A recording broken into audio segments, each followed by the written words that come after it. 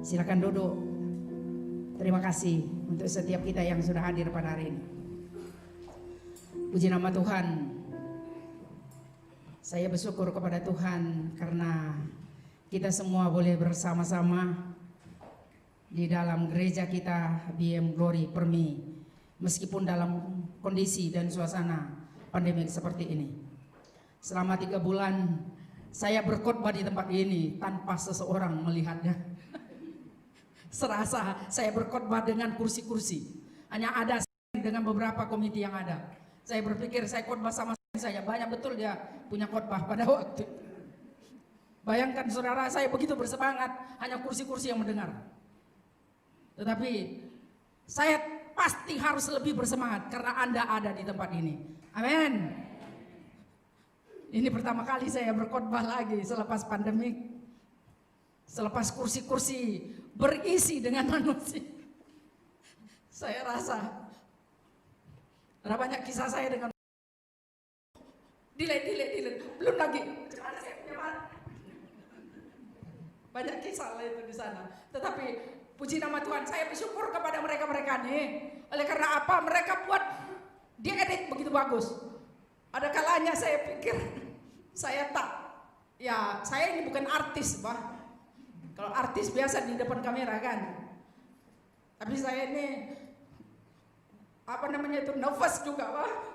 Di depan ini dia punya kamera tuh. Macam mana senyum, saudara? Harus atur dengan baik. Itu saya bilang lain kali jangan begini-beginilah. Saya susah, saya nervous, saya.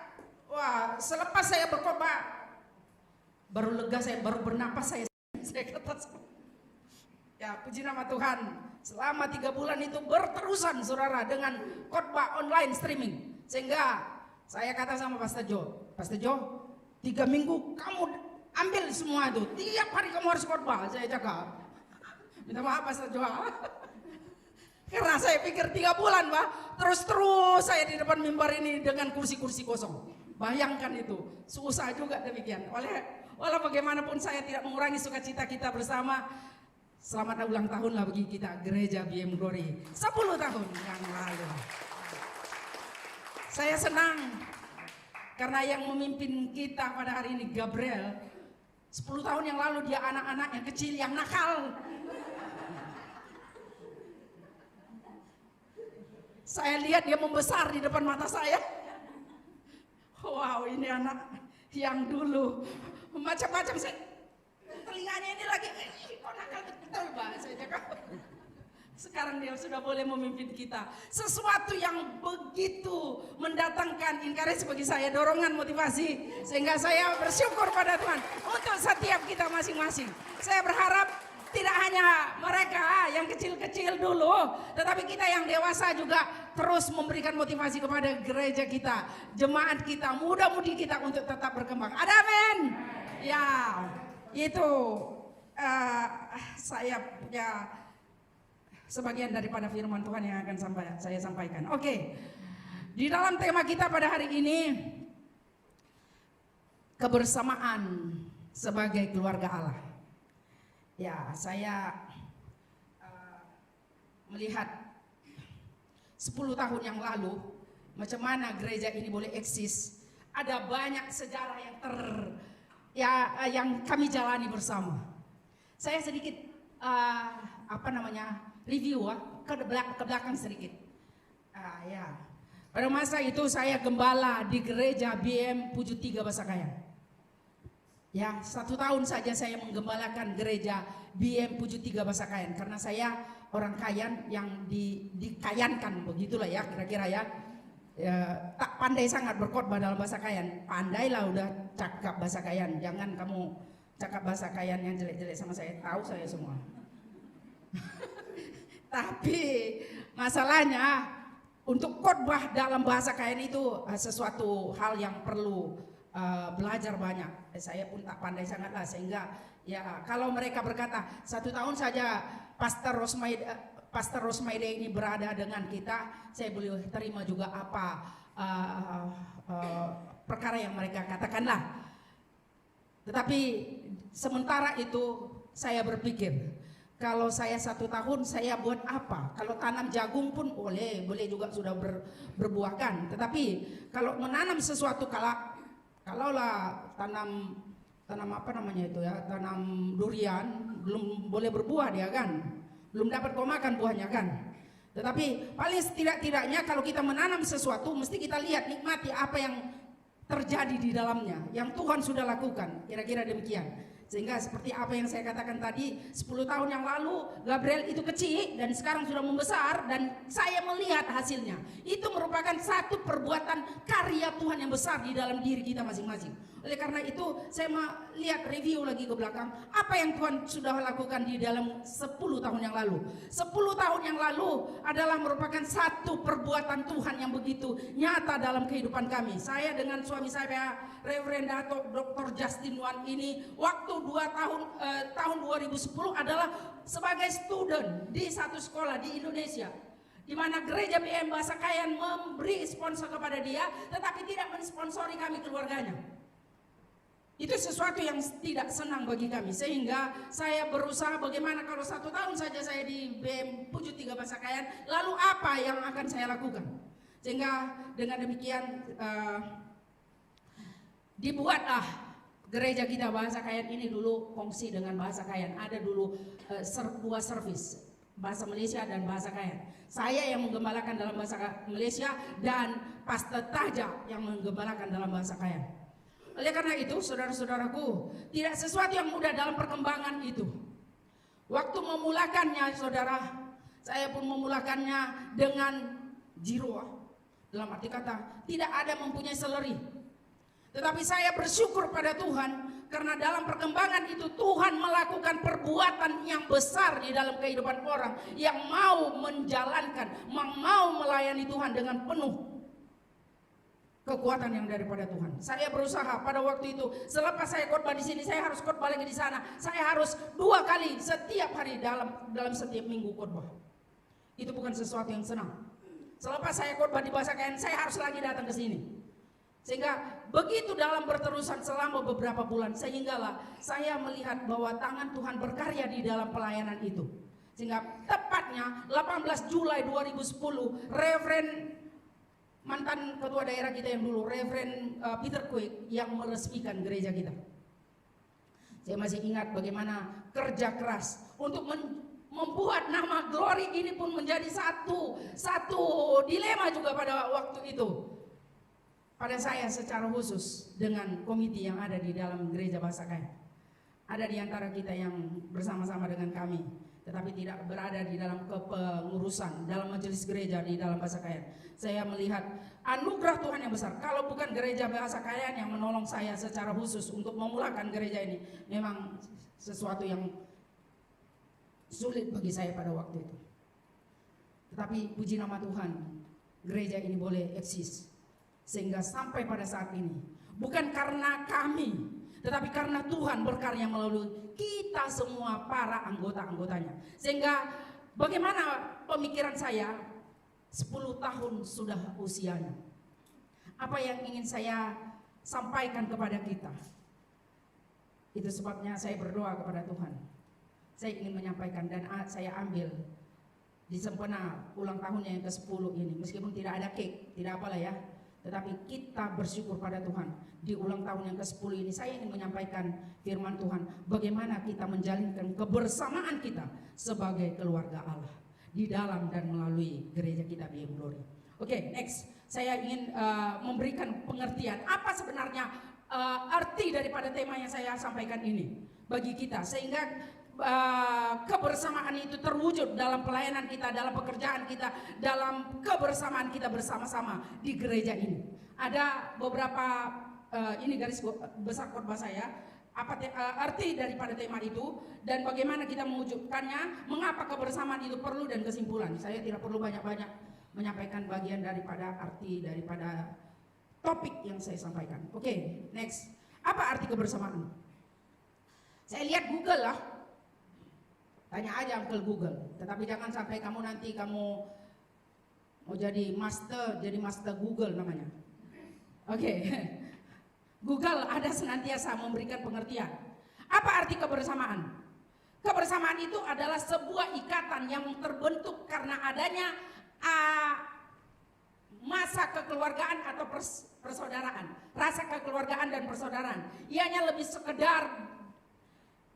lebih dari sekedar berada di tempat yang sama dan bekerja bersama-sama, tetapi ianya lebih bersifat profesional, artinya bersifat hubungan. Saya ingin menjelaskan. Kalau Google berkata demikian, dia katanya kebersamaan itu adanya rasa kekeluargaan, persaudaraan di dalamnya. Jadi kita diminta ketika kebersamaan itu diciptakan, mesti ada rasa kekeluargaan. Kalau kita tidak merasakan kita adanya persaudaraan satu dengan yang lain, kebersamaan tidak tercipta. Kira-kira demikian pengertian yang Google sampaikan. Sedangkan keluarga Allah, artinya keluarga Allah, kita setiap orang yang dipimpin oleh Roh Allah. Saya ambil arti keluarga Allah melalui Alkitab. Saya tidak mau ambil Google karena Google sifatnya umum. Saya mau lebih teologis ya, saya ambil daripada firman Tuhan.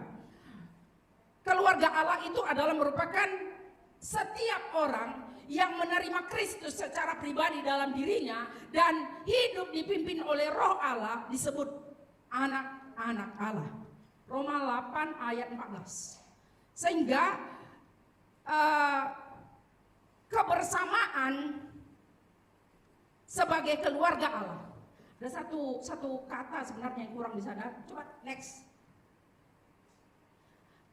Ini dia. Dalam standar kebersamaan itu ada 4 hal yang dinyatakan oleh Google. Ya. Dikatakan kebersamaan itu dapat tercipta apabila adanya satu visi, sehati sepikir. Ya, kebersamaan itu adanya kesehatian, satu hati, satu pikiran. Nanti saya ambil dari sikap secara teologis. Saya tidak mau Google memberikan khotbah saya. Tetapi saya mau menyampaikan bahwa standar kebersamaan itu menurut Google, dia berkata adanya kesehatian di dalamnya. Sehati sepikir harus ada. Itu baru tercipta kebersamaan. Yang kedua, dia kata tidak egois, tidak mementingkan diri sendiri. Dan yang ketiga, dikatakan dia harus rendah hati, adanya kerendahan hati. Dan yang keempat, rela berkorban. Kira-kira demikian. Itu Google kata ya. Jadi kebersamaan itu dapat tercipta apabila adanya unsur-unsur yang terkandung di dalamnya, rendah hati, tidak egois, sehati sepikir, dan rela berkorban. Nah itu dia. Sehingga bagaimana unsur-unsur yang keempat ini diwujudkan dalam perspektif Alkitab.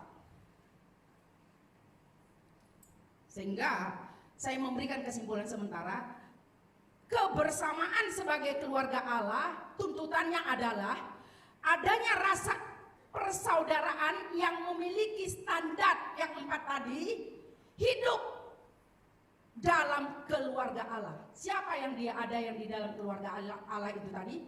Adalah orang-orang yang percaya di dalam Kristus Yesus. Dengan demikian, siapa? Artinya Anda dan saya. Setiap orang yang percaya kepada Kristus Yesus Tuhan dan dipimpin oleh Roh Allah, Roma 8 ayat 14 tadi itu adalah dituntut untuk bersama, untuk bekerja sama, bersama-sama, kebersamaan di dalam keluarga Allah. Ada kalanya kita berpikir kebersamaan itu, sudahkah kebersamaan kalau kita bekerja bersama-sama? Belum tentu. Kamu bekerja di sana, saya bekerja di sini. Kita sama-sama bekerja, tetapi belum tentu memiliki kebersamaan. Lantas, apa yang spesifikasi kalau kita boleh bekerja, kamu di sana, saya bekerja di sini. Entah apa yang kamu lakukan di sana juga, saya tidak tahu. Apa yang saya lakukan di sini, kamu tidak tahu. Tetapi kita boleh menjalinkan kebersamaan apabila ada 4 standar yang tadi ada di antara kita dalam melakukan pekerjaan. Adanya kesehatian. Jadi siapa Anda? di mana Anda kita boleh tetap menjalinkan kebersamaan apabila ada 4 unsur yang ada di dalamnya. Oke, itu kesimpulan sementara. Tetapi next, bagaimana mewujudkannya? Sebagai anggota jemaat di dalam gereja kita BM Glory, kami sebagai hamba Tuhan menghimbau kita untuk menjalinkan kebersamaan. Ada 4 hal. Saya ambil Google punya, tetapi saya petik secara teologis apa kata firman Tuhan. Mari kita baca Filipi 2 ayat 1.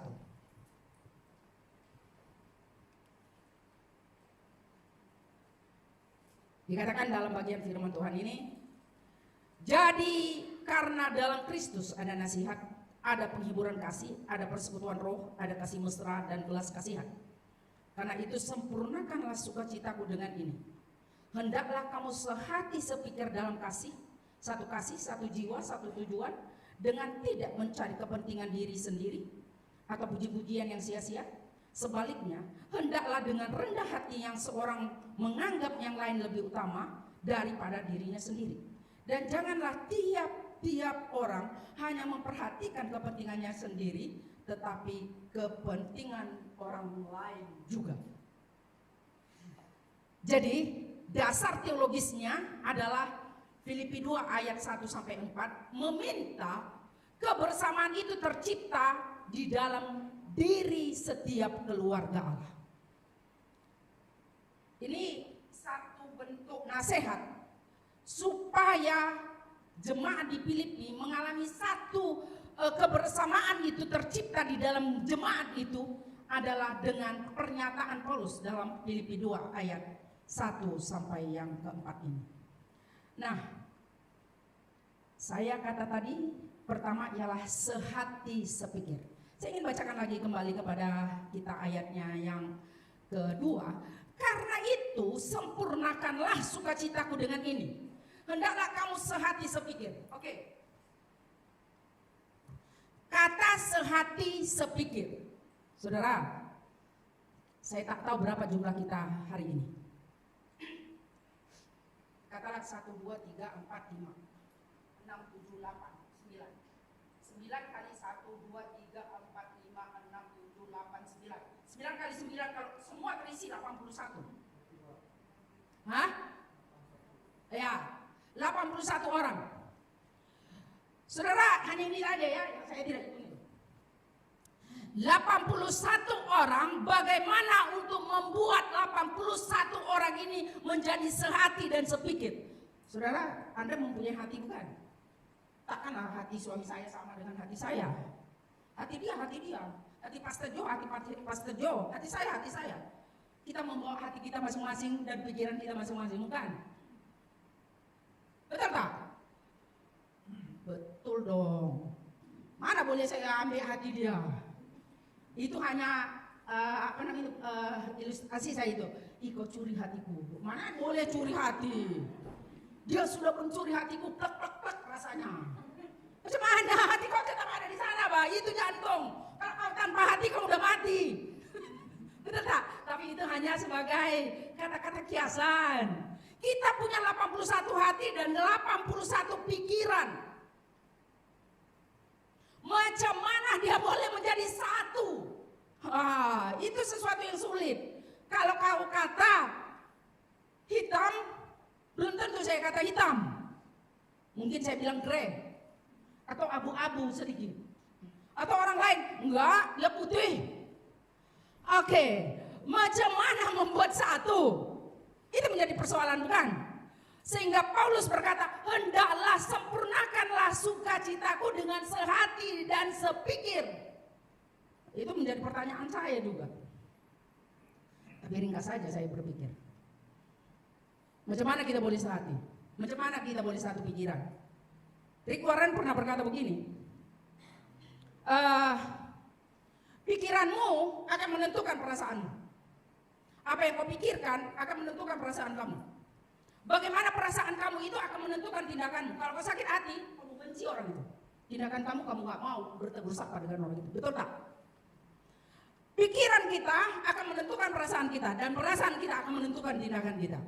Jadi macam mana sehati sepikir? Kalau pikiranmu adalah pikiranmu, pikiranku adalah pikiranku, hatiku adalah hatiku, hatimu adalah hatimu. Macam mana mau menjadi sehati sepikir? Saudara, ringkas saja. Taruh hatimu kepada hati Kristus. Saya taruh hati saya kepada hati Kristus. Taruh pikiranmu kepada Kristus. Saya taruh pikiran saya kepada Kristus. Maka pikiranmu bukan lagi pikiranmu, tetapi pikiran Kristus. Itulah yang membuat kita sehati sepikir. Ada amin. Kok enggak kurang jelas kah pernyataan saya ini? Taruh hatimu, pikiranmu di dalam Kristus. Itulah sebabnya Paulus berkata, mari saya baca ayat yang pertama, dikatakan, jadi penghiburan kasih, jadi karena dalam Kristus. Ada nasihat dan sebagainya itu. Jadi apabila kita taruh hati kita kepada Kristus, perbedaan tetap perbedaan, tetapi kita tetap masih sehati. Ada amin. Hati suami saya tetap hati dia. Tetapi kami masih boleh sehati oleh karena kami taruh pikiran kami di dalam hati Kristus. Pikiran saya di dalam hati Kristus. Keluarga Allah ini penting ada.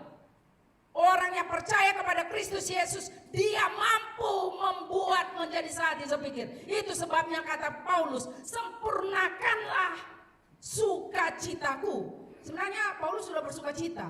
Tetapi kalau tidak ada kesehatian, tidak sehati sepikir, sukacitanya nggak sempurna. Sukacita Tuhan tidak sempurna apabila kita tidak sehati sepikir. Berapa banyak orang suami istri tidak sehati sepikir. Jangankan suami istri, anak juga. Kalau di dalam keluarga tidak ada memiliki kesehatian, bagaimana dengan pekerjaannya, bagaimana dengan pelayanannya, itu akan terlihat dari keluarga masing-masing. Bagaimana Anda memperlakukan suami Anda? Ini suami saya ya, boleh tanya. Kami sama-sama pendidikan teologi. Tetapi saya mengimplementasikan firman Tuhan di dalam kehidupan saya sebagai istri kepadanya. Boleh saja saya tak suka dengan pandangan dia, tetapi ada kalanya saya harus tunduk kepada dia karena dia adalah kepala dalam keluargaku.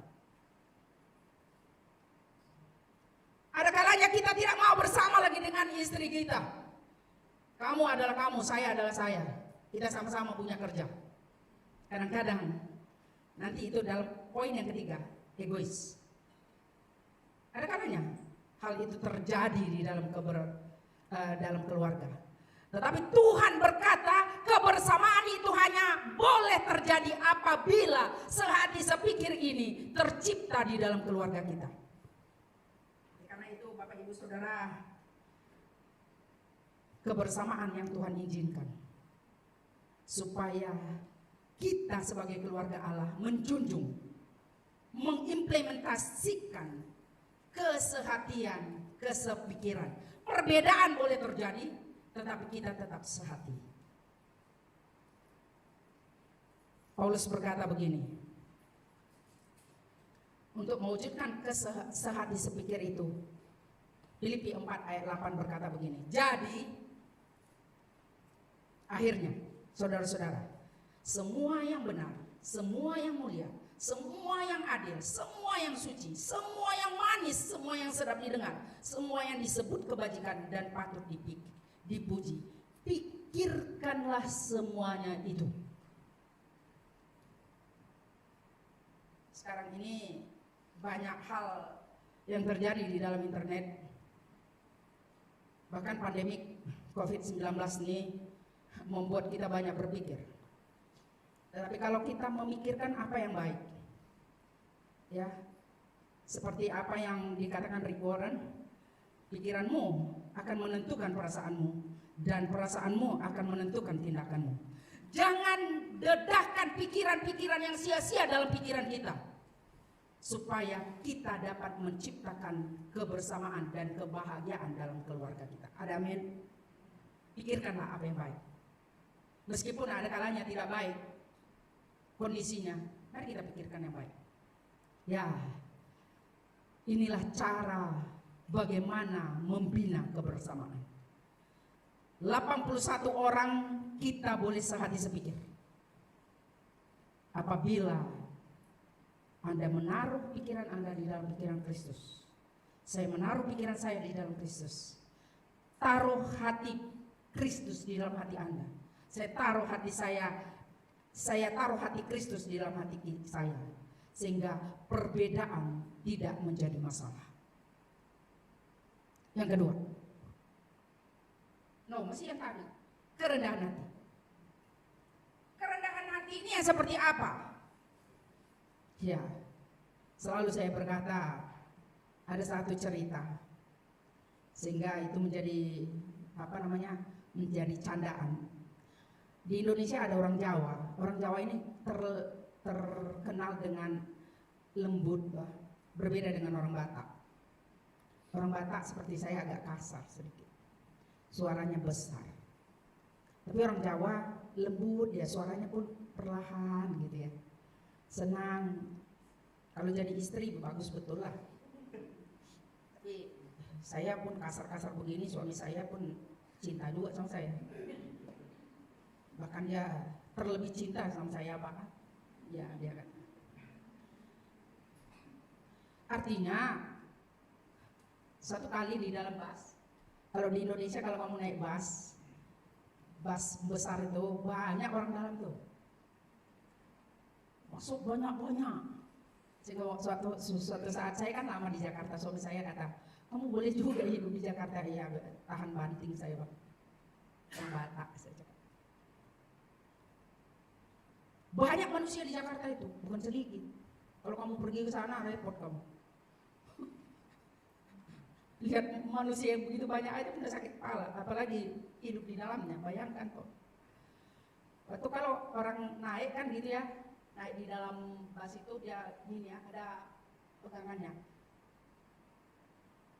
Kalau orang Jawa, keinjak kaki orang Jawa begini dia. Coba saya injak kaki kamu. Kalau saya tak tahu lah, saya cakap orang Batak saja lah ya, supaya kamu tahu macam mana reaksi orang Batak kalau diinjak kakinya. Compare dengan orang Jawa tadi. Udah injak kaki sakit kan? Nggak sengaja memang, tapi sakit juga gitu ya. Kalau orang Jawa kata, mas. Kalau dia laki-laki mas, kalau perempuan mbak. Mas, kaki Anda ada di atas kaki saya, tolong alihkan. Bagus betul kan?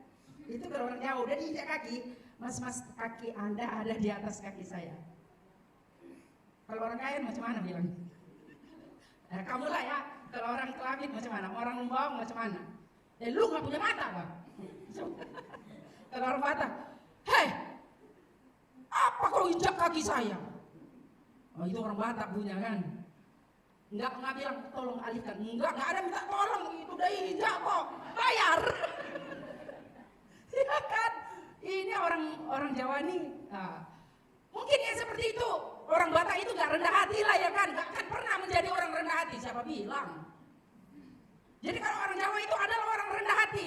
Karena dia mampu membuat lembut meskipun macam mana kategori kerendahan hati. Oke, saya akan membawa kita kepada ilustrasi berikutnya. Supaya kita tahu bagaimana sebenarnya kerendahan hati yang diminta oleh firman Tuhan ini. Dikatakan dalam Filipi 2 ayat 3b, dengan tidak mencari kepentingan sendiri atau puji-pujian yang sia-sia. Itu kata firman Tuhan loh. Jadi kerendahan hati itu bukan hanya karena masalah rasa, masalah suatu peristiwa sehingga tercipta kerendahan hati, tidak. Kerendahan hati itu ada lagi satu ilustrasi yang saya ingin mau ceritakan. Ada kambing. Satu kambing di sebelah kambing satu di seberang sana dan kambing satu di seberang sini. Dia mau melewati, Pak. Tetapi di bawah ini ada sungai. Macam mana mau lompat? Kambing lompat bukan pelompat ya kan, kalau kijang mungkin pelompat. Jadi kambing. Tapi dia mau ke sana. Sementara yang dari sana itu ke sini. Jadi tiba-tiba jatuh pohon. Tepat di sana. Saudara, ini satu ilustrasi untuk bagaimana kita memahami apa artinya kerendahan hati itu. Jadi dua-duanya mau pergi ke sana. Dia orang kan ada tanduk, apa namanya itu, kayunya di kepalanya itu kan ada tanduk, dia tanduk kami bilang itu. Saya tak tahu apa namanya. Jadi mereka mau pergi ke sana secara bersama-sama. Kebersamaan kononnya lah. Tapi yang satu ke sini, yang satu ke sana. Kalau mereka ada di tengah-tengah pasti jatuh ke bawah arus sungai. Macam mana caranya untuk mereka boleh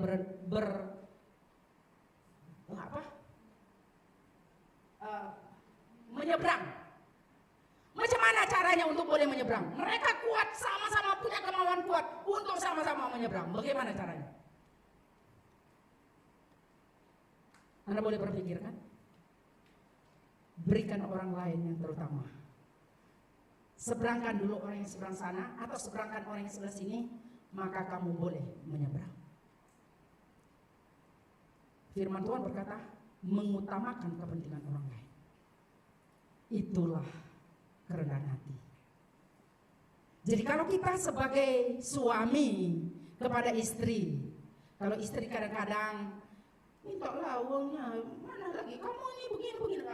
Banyak video di kita ini kadang-kadang yang kita tak mau pun dia datang sendiri, Bang. Macam mana? Saya pun perlu belajar juga dengan orang yang pandai-pandai. Video itu datang sendiri tanpa saya minta, Bang. Dia datang ke dalam kita punya apa ini benda ini? Dilihat saja, entah game lah, entah apa saja. Kadang-kadang bikin masa saja. Ya, kadang-kadang ya kalau video itu agak membangun, saya boleh tengok juga, ya kan. Wah, saudara, perkara kerendahan hati bukan sesuatu yang mudah untuk kita serap dan kita lakukan. Sama halnya ilustrasi yang saya cerita itu tadi. Di dalam melakukan pekerjaan kita juga bertemu dengan orang yang rasanya sulit untuk rendah hati. Ya, itu bukan pekerjaan yang mudah, tetapi bukan berarti tidak boleh mengutamakan kepentingan orang lain. Orang yang selalu mengutamakan kepentingan orang lain, itulah orang-orang yang disebut dalam firman Tuhan ini, orang yang rendah hati. Ya. Setakat mana kita mengutamakan orang lain, itu menjadi satu unsur bagaimana kita dalam mewujudkan kebersamaan. Kebersamaan tercipta apabila kita mau kerendahan hati ini kita lakukan dalam segala aspek. Itulah sebabnya Filipi berkata, hendaklah kamu sehati sepikir, satu kasih, satu jiwa, satu tujuan, dengan tidak mencari kepentingan diri sendiri atau pujian yang sia-sia. Sebaliknya hendaklah dengan rendah hati yang menganggap yang lain lebih utama daripada dirinya. Dan janganlah tiap-tiap orang hanya memperhatikan kepentingannya sendiri, tetapi kepentingan orang lain juga. Saudara, ternyata kalau kita belajar rendah hati, Amsal 22 ayat 4 berkata begini, ada ganjarannya loh. Dikatakan apa? Ganjaran kepada orang yang rendah hati dan takut akan Tuhan itu adalah kekayaan, kehormatan, dan kehidupan. Wow, saya berpikir siapa di antara kita yang tidak mau kaya? Tolong angkat tangan. Ada? Saya mau kaya juga, Bang. Tapi kekayaannya macam mana? Kata firman Tuhan, kalau kita mau kaya, kita mau dihormati, kita mau kehidupan, maka jadilah orang yang rendah hati. Amin. Itu kata firman Tuhan, bukan kata saya. Firman Tuhan berkata, mari kita menjadi orang rendah hati. Kebersamaan hanya dapat tercipta apabila kerendahan hati ada di dalam kehidupan setiap anggotanya. Yang ketiga apa tadi? Tidak mementingkan diri sendiri. Itu kurang lebih sama. Tidak mementingkan diri sendiri artinya faktor penyebab daripada perpecahan perpecahan di dalam keluarga, di dalam sesuatu institusi adalah karena kepentingan diri. Ya. Sehingga pencara saya pernah berkata begini, politik itu juga seperti itu, dia cakap. Waktu kami mempelajari tentang perpolitikan ditinjau daripada perspektif iman Kristen, dia berkata begini,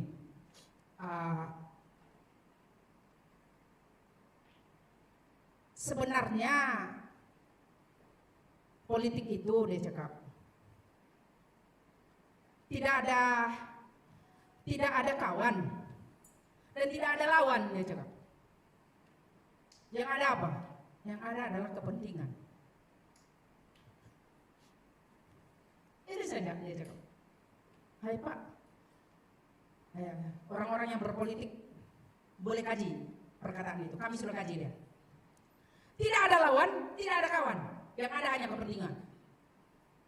Sehingga firman Tuhan mengantisipasi, dahulukan kepentingan orang lain, baru itu politik yang benar. Saudara, kepentingan orang lain itu alkitabiah. Tidak mementingkan diri sendiri, itu alkitabiah. Tetapi yang ada di luar sana adalah kepentingan diri. Mengambil status itu untuk kepentingan diri. Saudara, itu sebabnya tidak ada kawan, tidak ada lawan, yang ada kepentingan. Saya tidak mau bahas itu, tetapi saya hanya menciptakan satu kebersamaan, ianya perlu. Jangan egois. Yang keempat, rela berkorban. Kerelaan berkorban adalah merupakan satu wujud kebersamaan. Di dalam Filipi 2 ayat 30 saya ingin bacakan kepada kita. Sebab oleh karena pekerjaan Kristus ia nyaris mati dan mempertaruhkan jiwanya untuk memenuhi apa yang masih kurang dalam pelayanan. Artinya kerelaan Epaphroditus, rela berkorban, bertaruh nyawa untuk pekabaran Injil. Kalau kita, untuk apa kita rela berkorban? Ada kalanya ketika kita mengalami masalah di dalam rumah tangga kita sudah macam-macam, kita punya cari solusi kan. Tetapi Tuhan mengingatkan kebersamaan itu tercipta apabila kita ada rela pengorbanan. Ya, saya masih ingat waktu saya melahirkan anak saya pertama, Theophilus. Saya masih waktu itu warga negara Indonesia. Saya baru lagi berada di Malaysia. Saya menangis menadam. Suami saya harus melayani di mana waktu itu Pak? Di Limbang. Anak saya mau melahirkan, Bah. Saya mau melahirkan anak. Saya ditinggalkan, Bah. Ya, kasihan. Kalau kamu warga negara Malaysia, ada bapak, ibu kamu di sini, atau adik-beradik, ipar apa segala macam, ya kan? Panggil saja, kita boleh antar sana dan sebagainya. Senang betul, Pak. Saya sendiri mau cakap kepada siapa, saya tak ada orang yang mau cakap. Makanya ada fobia saya masuk hospital. Sudahlah masuk di sana, tak marah lagi. Macam-macam lah orang yang cakap di sana itu jelek juga kadang-kadang. Saya terima saja, oh Tuhan, ampunilah orang-orang ini Tuhan. Dia nggak tahu saya hamba Tuhan, Pak. Yang dia tahu itu adalah orang Indon. Orang Indon itu orang pakai bayar lagi dia. Ada juga sakit hati saya lah. Oh iya. Tapi tak apalah, saya terima saja. Sudah dia cakap macam-macam dalam perkataannya. Nangis juga saya waktu itu. Aduh Tuhan, ampunilah hambamu ini. Sakit hati saya dengan orang itu. Dia cakap begini, yang jelek-jeleknya, yang paling jelek, yang saya baru tahu itu perkataan. Ya. Coba saya tahu itu orang saya kenal itu orang, saya akan layani dia. Tetapi saya tidak ingat lagi siapa wajahnya. Anda tahu apa dia kata? Buat senyap-senyap, sekarang kesakitan. Sakit hati saya, menangis saya. Ya bagi kita mungkin kita ketawa sekarang, saya boleh ketawa. Tetapi waktu itu saya pikir kalau saya ya warga negara Indonesia, saya terima saja. Ampunilah orang ini, karena orang ini berkata sembarangan, Tuhan, saya kata. Saudara, rela berkorban.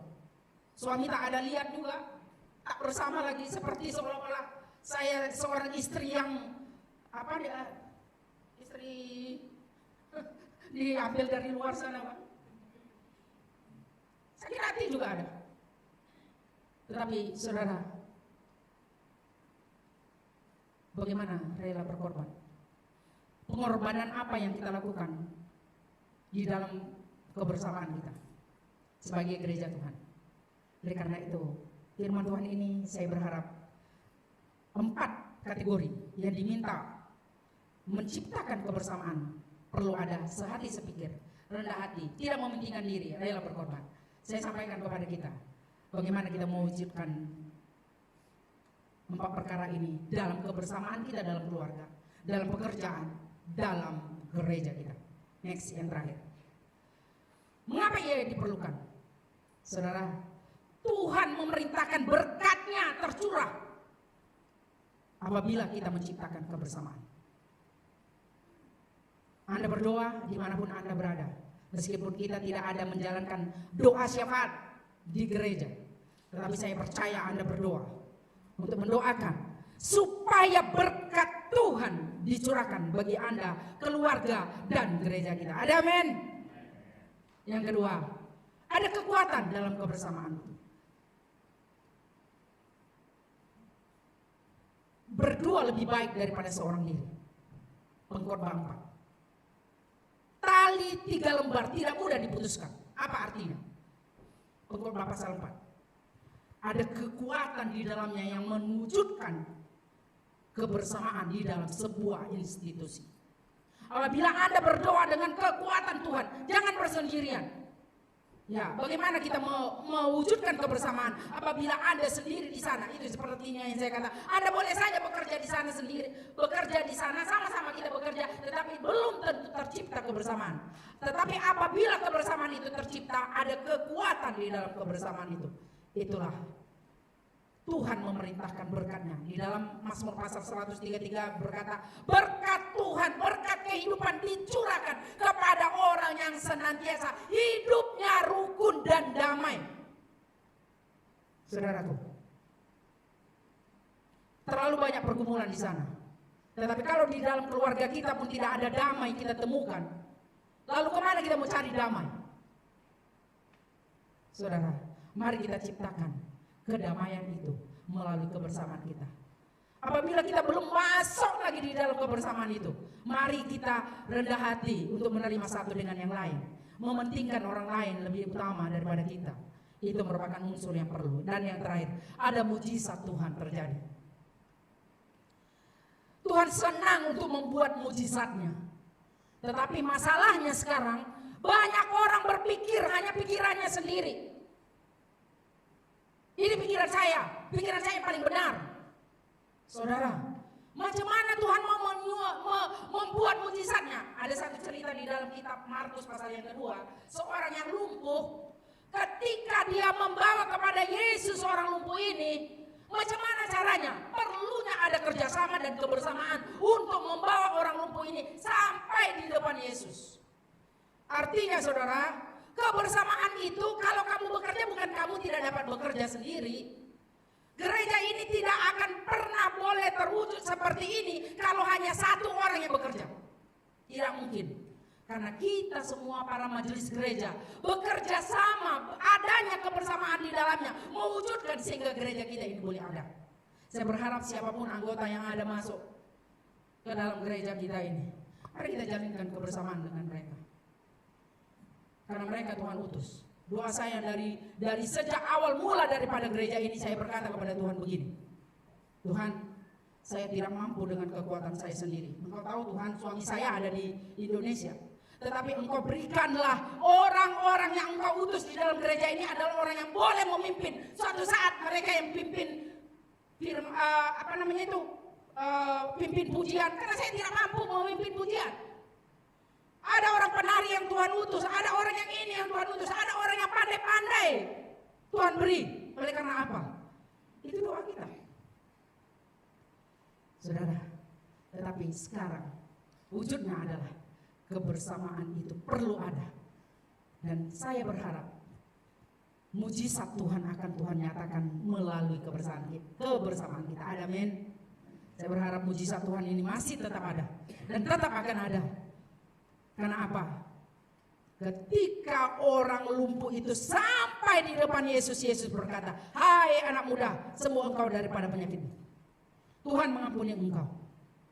Pengampunan terjadi, mujizat pun terjadi ketika orang yang membawa itu bekerja sama dan ada kebersamaan untuk membawa semua perkara kepada Allah. Saya percaya mujizat Tuhan akan terjadi. Apapun yang kita minta, pasti Tuhan akan nyatakan, memberikannya, karena Tuhan kita adalah Tuhan yang memberi. Kesimpulannya, dalam ulang tahun gereja kita yang 10 tahun ini, marilah kita wujudkan kebersamaan ini dalam kehidupan kita sebagai keluarga Allah. Karena Tuhan akan memberkati kita jauh lebih besar jika kita memiliki komitmen untuk meningkatkannya. Bahkan Tuhan akan menyatakan mujizatnya melalui pelayanan kita jika kita sungguh-sungguh menggunakan pakai apa yang Tuhan berikan kepada kita. Oleh karena itu, sebelum saya mengakhiri khotbah saya ini, Pak Robin, ada sesuatu dari kamu ingin engkau nyatakan? Ada saya bagi kamu message kemarin? Tidak? Oke.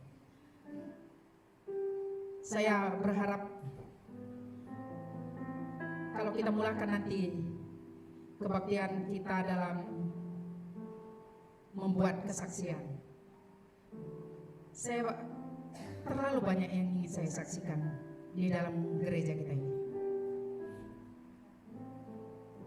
Saya sungguh memuji Tuhan, karena saya harus katakan, saya memuji Pak Robin ini sebagai pengurusi satu ketika dulu memulakan gereja kita ini. Saya sungguh bersyukur karena boleh bekerja sama dengan dia dalam memulakan gereja ini.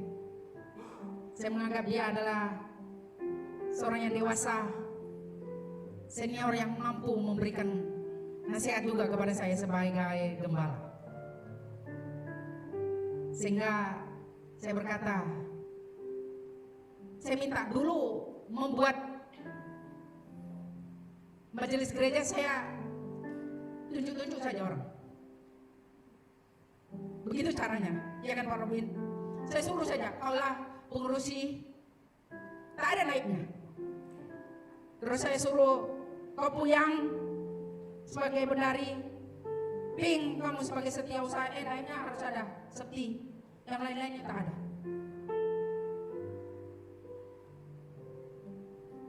Sesuatu yang bukan mudah bagi saya, tetapi karena mereka berada bersama-sama dan saya kembali melihat dan terus melihat kerjasama kita, sehingga sampailah kepada Pak Emang Ani. Saya sungguh bersyukur kepada kamu Pak Emang.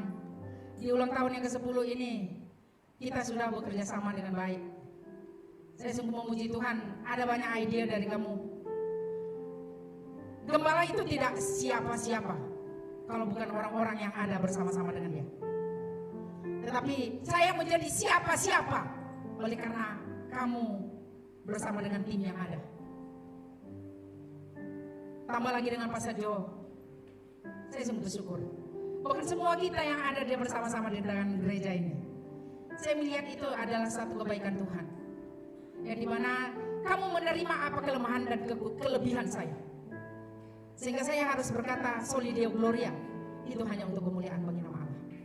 semua yang ada bersama dengan kita adalah untuk kepujian bagi nama Tuhan. Mari kita bangkit berdiri, kita berdoa. Bapa, kami bersyukur karena kami boleh bersama-sama bekerja sama di tempat ini sebagai keluarga Allah. Kami tahu Tuhan, Engkau Allah yang baik, yang telah memberikan kepada kami berkat-berkat-Mu. Oleh yang demikian Tuhan, kami bersyukur karena tidak ada kata yang harus kami nyatakan yang lebih besar, hanyalah untuk kemuliaan bagi nama-Mu. Terima kasih karena kami boleh bersama-sama sebagai keluarga Allah di tempat ini untuk saling menegur, saling menguatkan, saling menasihati, saling memberkati satu dengan yang lain. Terima kasih Bapa untuk kebaikan Tuhan. Terima kasih untuk para pengurusi-pengurusi yang bekerja, bahkan semua majelis gereja kami yang ada, setiap usaha dan juga semua yang ada di dalam timnya. Kami tahu itu merupakan ada kebaikan Tuhan. Jadi karena itu kami sungguh memuji Tuhan di ulang tahun yang ke-10 ini. Kami boleh bersyukur karena Tuhan Engkau Allah yang baik, yang memberkati kami senantiasa. Terima kasih Bapa di surga. Kami puji nama-Mu dalam nama Tuhan Yesus. Amin.